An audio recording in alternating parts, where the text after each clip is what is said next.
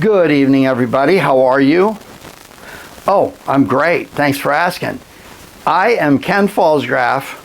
I am a trustee on the Acton Agua Dulce Unified School District Board of Trustees.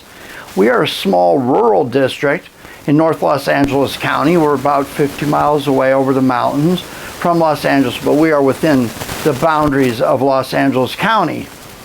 Welcome to my series of episodes called School Board Insider. This is kind of an informative campaign related to tell you what I'm about and what I stand for. And you might be watching this 10 years from now, and it's going to kind of give you a wake-up call to some of the things you may encounter as a school board member and kind of what's important based on my experience, again, with a small rural school district. Now, if you're looking at what is all this around you, this is my guitar shop. As a hobby, I make guitars, and I like this place. It's relaxing. It takes me away from my day job and the politics of school board stuff and all that. Now, I'll just fill you in on what I'm doing. Today I'm making a guitar that's going to be stained with this tree sap shellac. This comes from a red ironbark eucalyptus, and I'm an arborist and a program manager for a municipality. That's my day job. And sometimes trees teach us lessons, like for example this one. The red ironbark, when it's small, it's kind of a wispy tree. It gets blown around in the wind pretty easily, and when it does that, its trunk stretches and all that, and then what happens is this red blood-looking like substance starts seeping out of the trunk, and people say, oh, this tree is sick. No, it's not really sick because part of the natural process of the red ironbark eucalyptus is to weep this out. It runs down the trunk. It solidifies on the trunk. As the tree grows, the trunk becomes very hard, impenetrable, thus red ironbark eucalyptus. And so sometimes when things grow, they might look like they're stressing, they might look like they're bleeding, and sometimes with growth appears to be maybe a struggle. Trees teach us great lessons. We might hear about a couple of those in this episode. Anyway, I've created a list of these episodes. They're in a playlist. You'll see an eye popping up right there right about now, and you can go to that playlist. It covers all kinds of things about board closed session, things, relationships with superintendents, employees, and the kind of things that might keep you out of trouble later. You might be seeing this 10 years from now, and you're going to hear about my experience as a board member. I do want to tell you this. I'm one board member. I'm Ken. I don't set policy through these videos. This is not a discussion. The comments are disabled. This is just me telling you what my opinion is. If you want to know the opinions of my peers on the board, check in with them. Now, what are we here for? This episode is called Election Antics. I'm going to tell you about some of the things that people will pull to try to affect the makeup of governing bodies, especially little small governing bodies like a school district.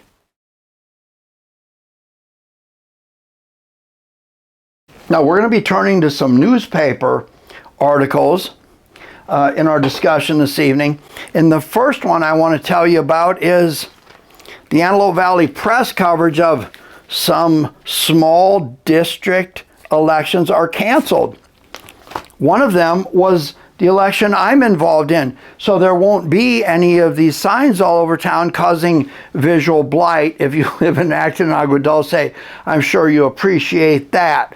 But what happened was there was an insufficient candidate pool, meaning the seats that were open, people filed, and there's just enough. So the election was canceled.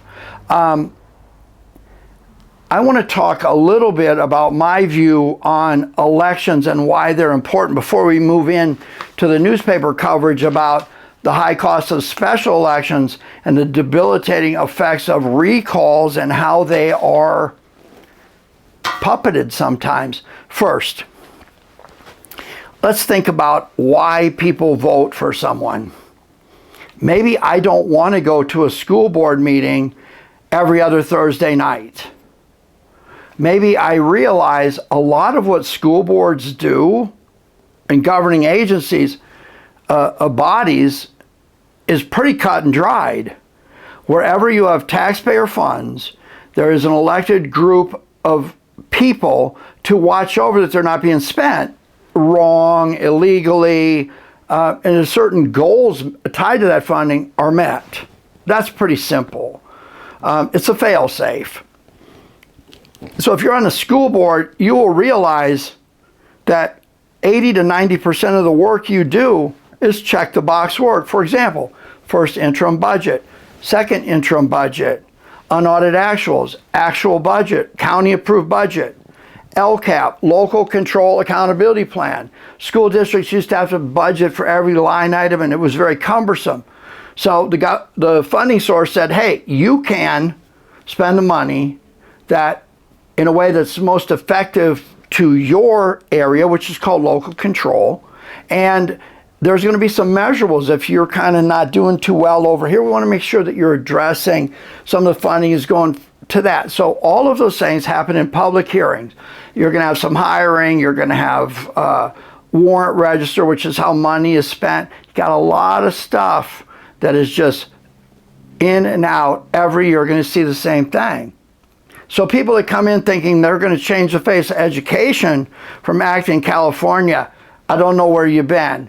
You got to have governance training. You got to know what's going on. You understand your role. And the biggest thing, I did a video called What Makes a Good School Board Member, good tongue-in-cheek humor. But if you get to the bottom line, it's about respecting your role, respecting who served before, understanding that you're coming into something that's set in place. If you have a good skill set, that will help. That will add to things. But you got to build consensus. That's number one. Look for that video up there. Get ready to laugh. But there's a takeaway in it. So, back to why people vote. And that's why it's the preferred methodology. So, when I go in to the election booth, hopefully I've read the ballot and I've seen the candidate statements. And I realize I don't want to have to worry about going to a school board meeting. I don't run in there every 2 weeks and, hey, what about this? Hey, what about that? Hair on fire, that kind of stuff. I want to be able to read the candidate statements. I want to be able to sort through it and say, okay, what makes me feel like I don't have to worry about this? This person will do that. And for the most part, since a lot of it is cut and dried, I'll be able to trust that person. So you read the candidate statement.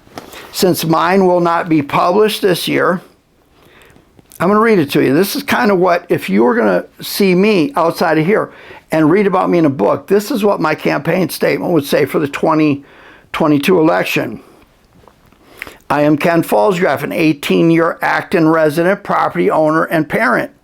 I am a public sector program manager, having more than 2 decades of service to a world-renowned municipality with the highest customer service expectations.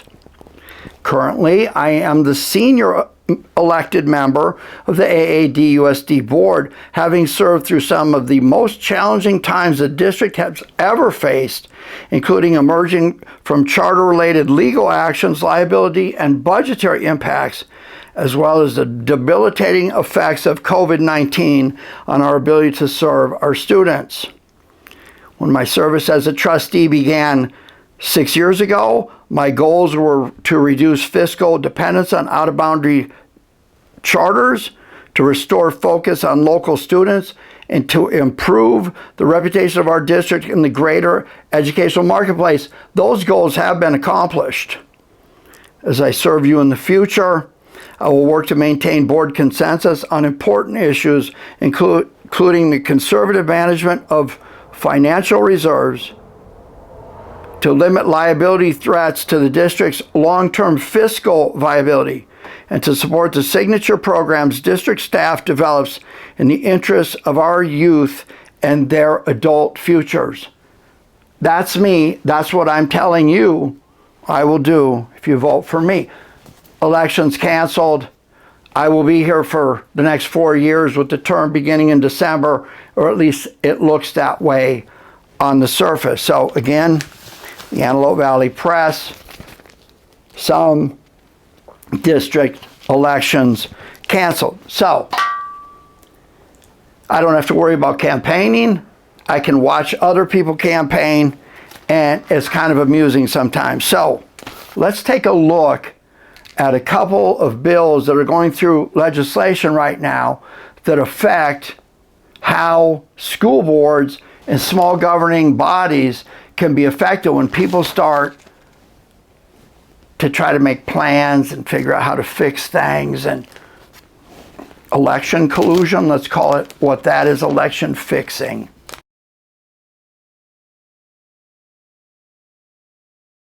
Again, Antelope Valley Press, bill package would reform special elections. Okay, so what is a special election? Well, a regular election, you go in, you vote, somebody wins, they're put into place, the amount of time they're to serve is known, and that's done, and all good. But sometimes people leave before their service is over. You may have a passing of someone, unfortunately. One of the best school board members we ever had passed midterm. You may have someone move out of district boundaries. Their job takes them, their career takes them somewhere else, something unforeseen like that. That's something very different than someone moving out of district boundaries and not letting people know or declaring themselves as a candidate when they don't even live there. We'll talk about that at the end of this video. There's an unfortunate incident that happened locally where someone did exactly that and got caught doing it. But here's the problem with special elections. Someone doesn't finish their term. Elections are very costly, even when they're grouped together, say in a November election where the president is selected by the country. When you have a single election or a very limited election, the cost to put that election on to make sure that everybody is informed and that voter rights are met, that's very expensive. So I've seen people leave the board for numerous reasons, not just our board, but I also serve in a municipality, so I kind of keep up with what's going on with city councils and things throughout the Southern California area. But I actually saw someone leave service of a public agency for this reason. My spouse doesn't have promotability like I would like to see with me sitting on the governing board. So think about that. I am sitting on a governing board. I approve negotiations, wage increases, benefit increases, those types of things. But yet, my spouse, who I share income with, is working for the same agency. So I'm up there voting for this or recusing myself or whatever. And then finally, after a period of that, I decide, you know what, if I wasn't sitting on the governing body, my spouse would be more promotable within the agency. Think about how wrong that is on so many levels. You've got bias. You're basically, I'm up here, like say, I'm a school board member. Yeah, I'm going to quit because I think my spouse is up for promotion and is a candidate for this job.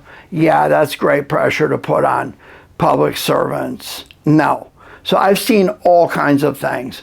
It can get worse than that. You can have people targeting people. You can have people spreading malicious rumors and that kind of thing. I gave you a link to,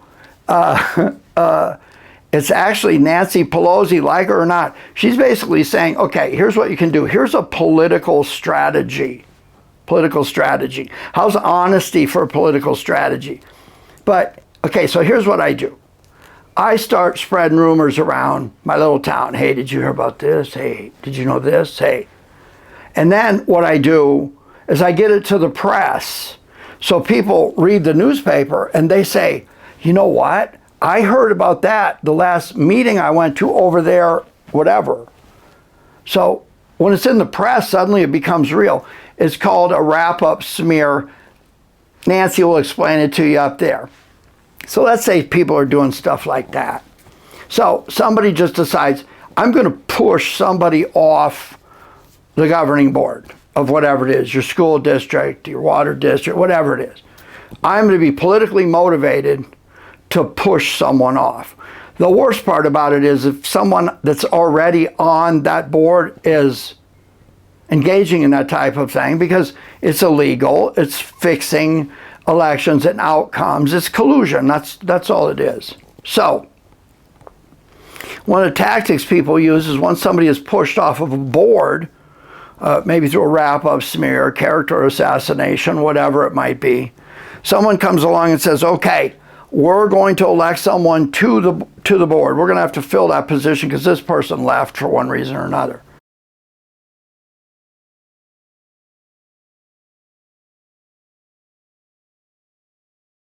The cost of a special election is astronomical. So inevitably what happens in the discussion, the right thing to do is let the voters choose. It's always the right thing to do. The process I described, read the book, identify with someone that you think is going to do. You honor in voting the way you would vote. It's that simple. When you get people in the background fixing things and deciding who's going to do what, that's not the American public process, what it was meant to be. So people start looking at the cost of a special election and go, that's astronomical. That will come out of the funding that's meant to educate our children. And what's really sad about that is if you got this going on in the background, this collusion, that's really bad. So, Assembly bill, watch for it.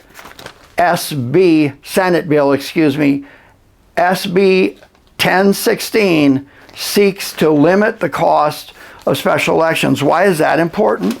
Well, because if there is a vacancy, especially for a legitimate reason, it puts the choice of the representative of the public back in the hands of voters at the poll, at the ballot box, where it should be, not in some smoke-filled back room where you're colluding and using wrap-up smears to select who you want to be on the board.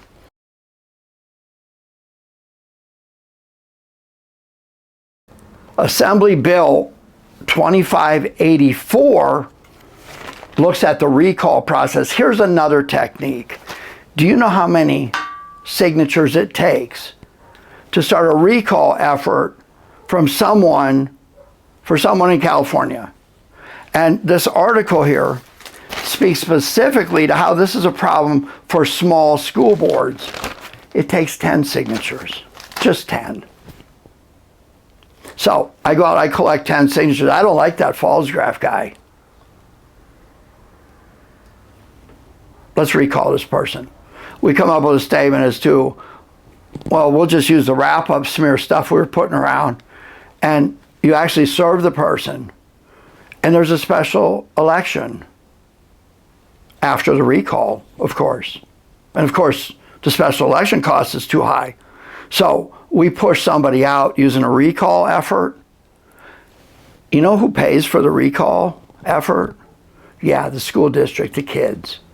So Assembly Bill 2584 seeks to make the conditions by which you can recall an official, especially a school board official, far more stringent. So what we're trying to look at is to put the voting of the choice of governing members back in the hands of the public. That's what we're looking to do. Take a look at these bills. They make sense, at least in my opinion. When people vote you in, do everything you can to serve out your term of service. Understand, you hire a superintendent and staff to make the decisions. You support them.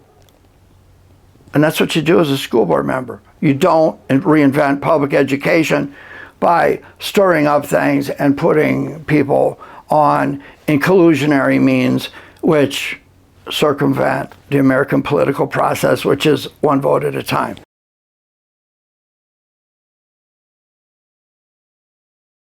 Finally, the best one yet is, for some reason, people decide, I am going to run for an office, and And the conditions to run for that office is that I reside within the boundaries of the span of control of that office, whether it's LA County, whether it's our school district boundaries, and I don't even live there.